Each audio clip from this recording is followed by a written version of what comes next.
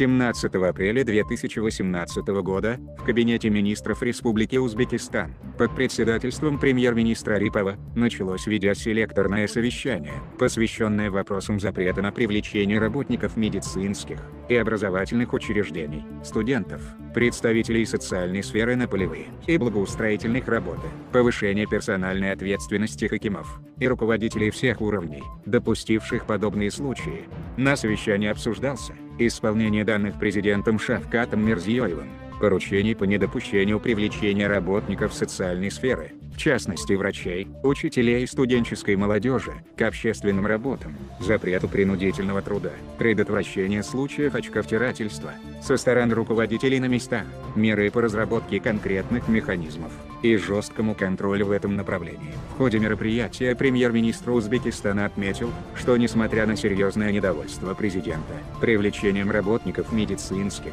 и образовательных учреждений к работам по уборке территорий, некоторые руководители воспринимают это как болезнь. Некоторые руководители принуждают к работе именно персонал медицинских и образовательных учреждений, чтобы продемонстрировать свою преданность, подчеркнул он. И. Ставьте лайк и присоединяйтесь к каналу Узбекистан 24 и будьте в курсе самых последних новостей и событий.